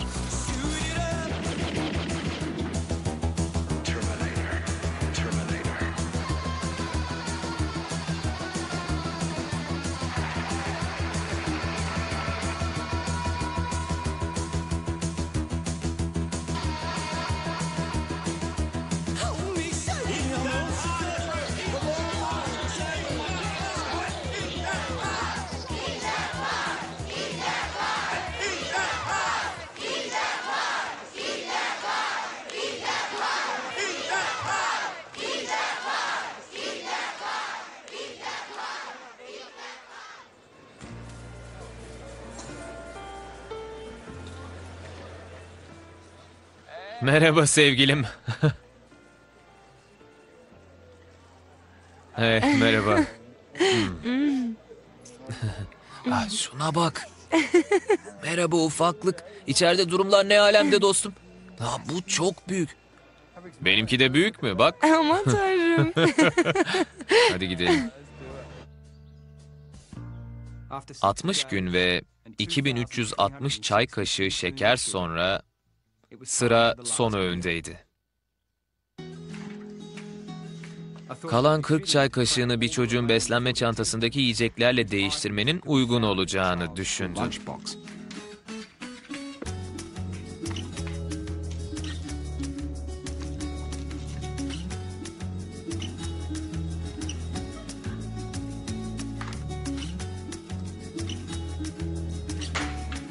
Evet. Evet. Bitti. Bir hafta sonra tüm kan testlerimi yaptırıp şekerin vücuduma yaptıkları üzerine son hükmü duymak için takımı topladım. Başlanacak ilk yer tabii ki karaciğer. Karaciğer sağlığı için belirleyici nokta ALT adlı bir hormondur. Sadece ilk ay benim değerim sınırın altında 20'den sınırın üstünde 20'ye fırladı. Bu deney seni en sağlıklı %20'den en sağlıksız %10 arasına soktu. Bir ay içinde. Evet, bir ay içinde. Karaciğer yağlanması insülin direncine ilk adımdır. O yola ilk kez girildiğinde önce tip 2 diyabet yoluna, sonunda da insüline bağlı tip 2 diyabet yoluna girmişsin demektir. Bugün Avustralya'da 9 kişi bacağını bu hastalık yüzünden kaybetti. Kandaki şeker anlamına gelen trigliserit seviyem sağlıklı 0.08'den 1,5'a çıktı. Tehlikeli nokta yani. Tanrım. 2 aylık sağlıklı beslenmeyle. Sağlıklı beslenmeyle. Yüksek trigliserit sağlıklı kolesterolden düşük yoğunluklu LDL'ye geçiş anlamına geliyor. Düşük yoğunluklu LDL kalp hastalığı sebebidir. LDL arteriyel duvarlarında plak oluşturur. Bunu asla istemeyiz. Evet. İstediğin kadar LDL alabilirsin ama plak olmamalı. Evet. Genel olarak toplamda 8,5 kilo aldım. Ve toplam vücut yağımı %7 arttırdım. Ama daha kaygı verici olansa bel ölçümü 10 santim arttırmam oldu. Bu tehlikeli olan viseral yağ. Kaba eti büyüme testinde ufak değişiklik var.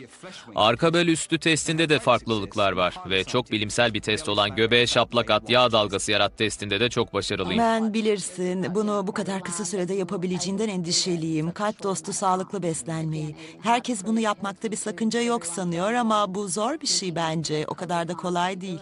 Avustralya'daki salgın obezitenin geleceğinin uzun vadede karaciğer hastalığı salgınına dönüşme ihtimalinden büyük endişe duyuyoruz. Test sonuçlarımdan belki de en aydınlatıcı olanı kalori sayımıydı. Aldığım kalorinin deney öncesi beslenmemle neredeyse aynı oranda olduğunu keşfettim. Esas fark kalorinin kaynağıydı. Sağlıklı yağdan şekerli gıdalara neredeyse direkt geçiş yaptım.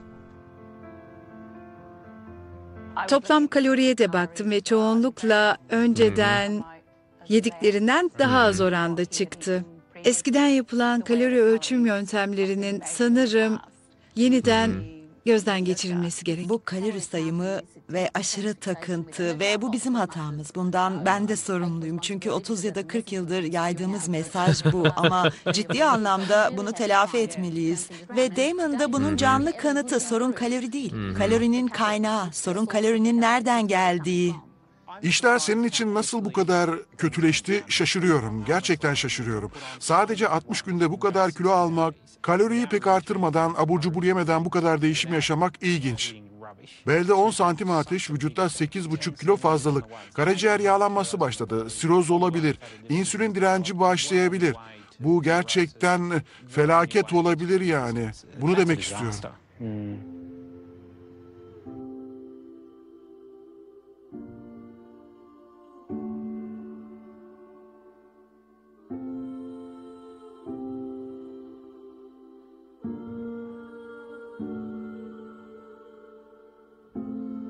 Bildiğin gibi araştırmam boyunca kendimi Şekerin kesinlikle tek sorun, esas sorun olduğuna ikna ettim. Şekerden kurtulursanız diğer her şey belli oranda zararsız hale gelir. Kesin bir çalışma yapmayı çok isteriz ama gelecek ay buna sermaye bulsak bile sonuçları alana kadar 5 yıldan fazla süre geçecek. İnsanların şeker tüketimini azaltmasının halk sağlığında yaratacağı risk nedir? Sonuçları nelerdir? Bu hepimizin sorunu. Birbirimizi suçlayıp durmak ve verimsiz olmak yerine bu konuyu hep birlikte çözmeliyiz. Gıda endüstrisinin bilim insanları ve doktorlarla bir araya gelerek bu konuda doğru olanı yapmalarını çok isterim.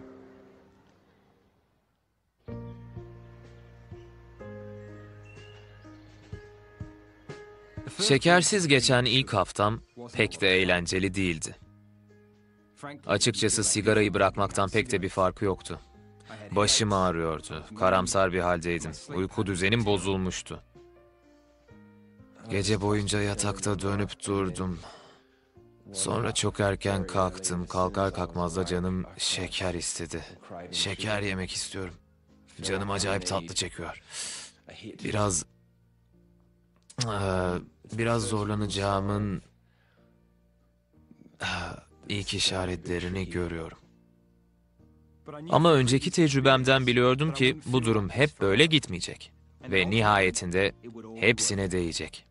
Çünkü yiyecek ve şeker güçlü duygusal tamamlayıcılardır. O halde kendimizi duygusal anlamda iyileştirmek zorundayız. Rahatsız edici de olsa, çok garip de gelse deneyimlerin sonuçlarına katlanıp bunların üstesinden gelmeliyiz. Haftada 2 ila 4 kez olan bu deneyimi bir kez atlatınca şeker isteği aniden tamamen yok olur. Deneyin bitiminden bir hafta sonra bir mucize gerçekleşti. Ve kızımız dünyaya geldi. Bu onun aracı. Bu diş kaşıma zürafası. Ve bu da öğle yemeği. Merhaba. Yoruldun mu ufaklık? Sonra başka önemli şeyler oldu. Şekeri kestikten 2 ay sonra canlılığım geri döndü. Cildim parlaklaştı ve nihayet ruh halim dengelendi.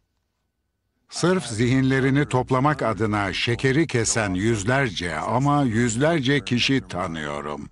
Ve genelde verdikleri tepki şu oluyor: vay canına, hiç bilmiyordum.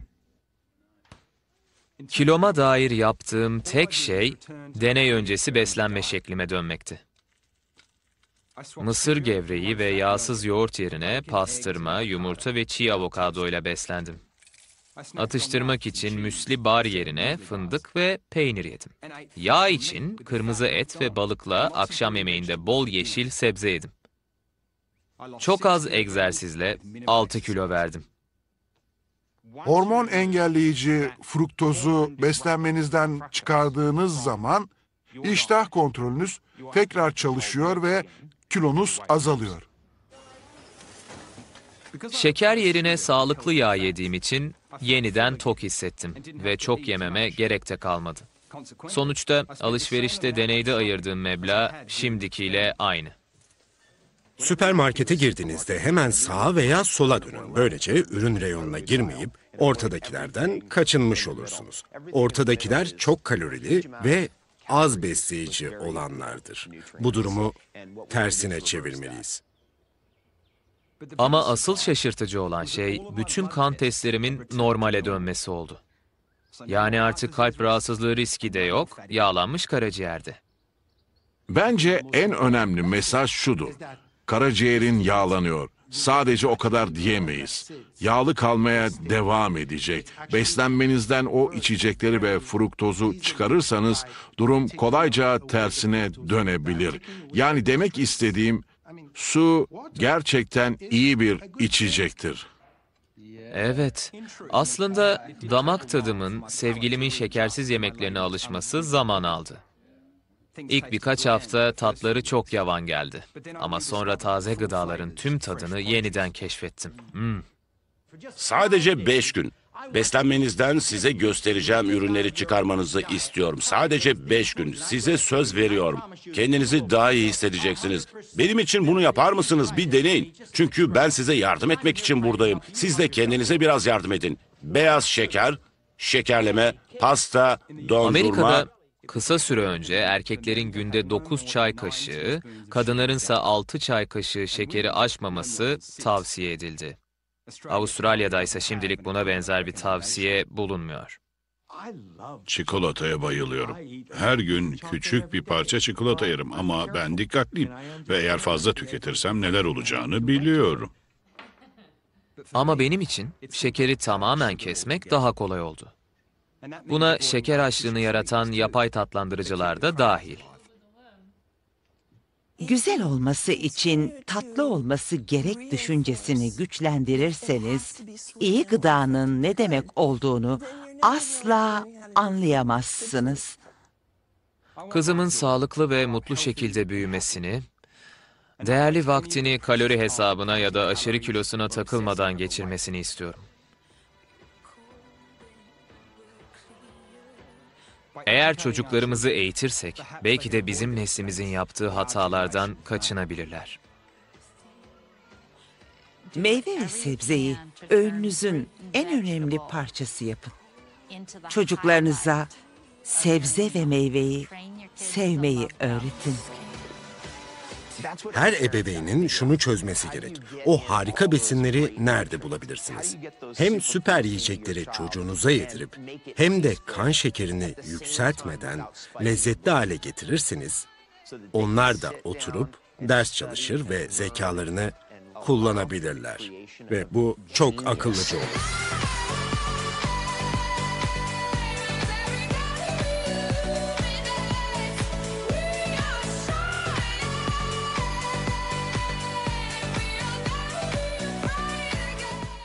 İşte şeker testini bu sebeple yaptık.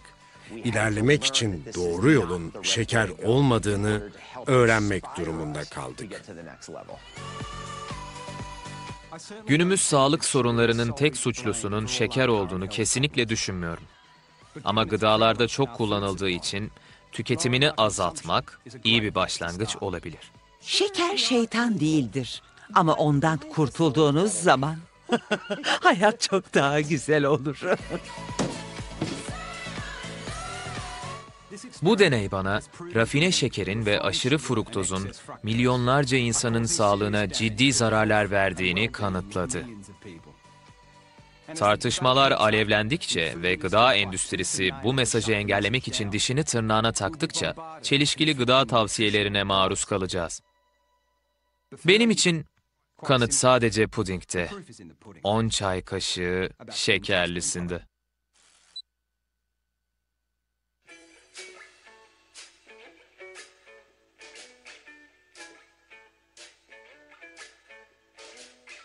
Şeker Adam.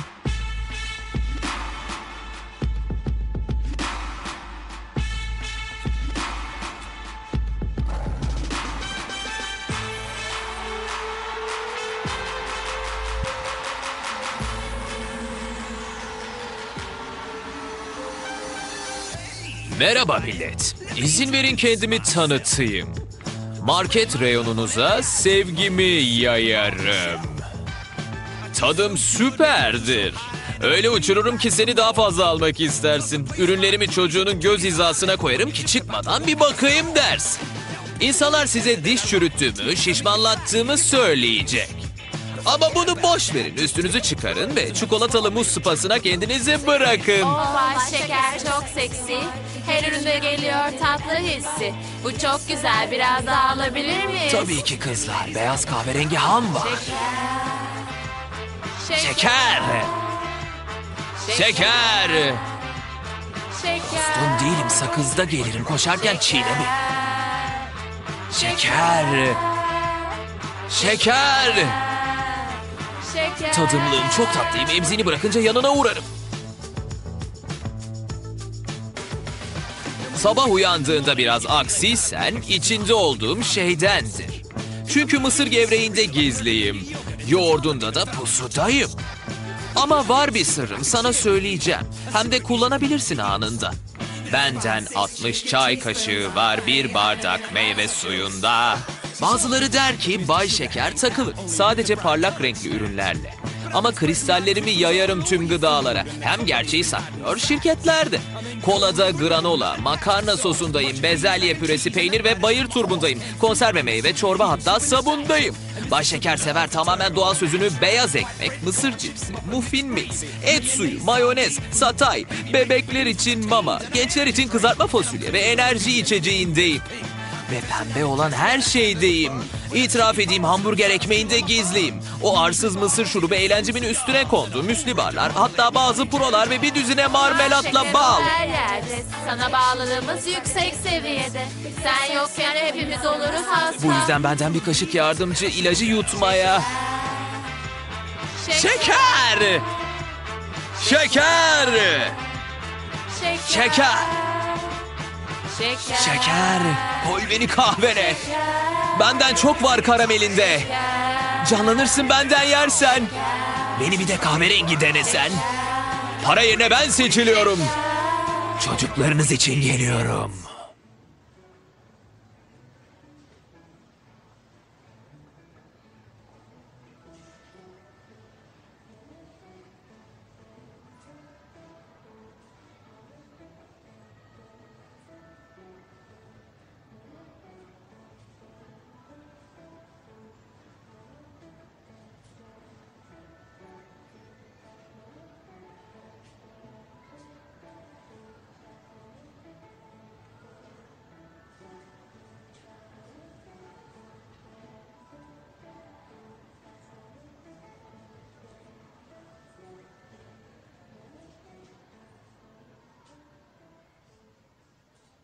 Mai Viru'nun başlattığı işi devam ettirebilmek ve Amata halkına yardım etmek için www.sugarfilm.com adresini ziyaret edin.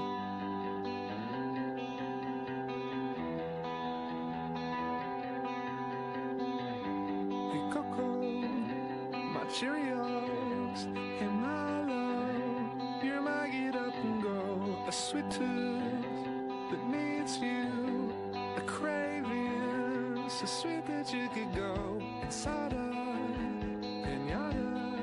You like sugar. You like sugar. You like sugar. You like sugar. You like sugar. You like sugar. You like sugar. You like sugar. Your sweet touch is too much. I can't leave. You're the root of my decay, like the first taste. Chocolate cake, I'm honey, who will always stay with me. You like sugar, you like sugar, you're like sugar, you're like sugar, you're like sugar, you're like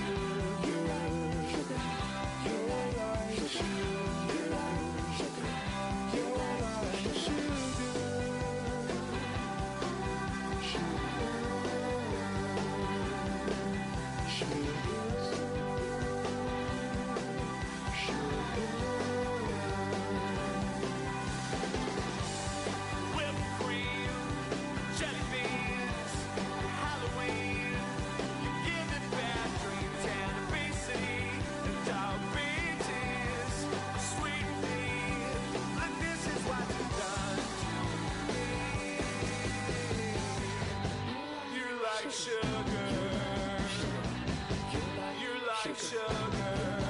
Sugar. You like sugar.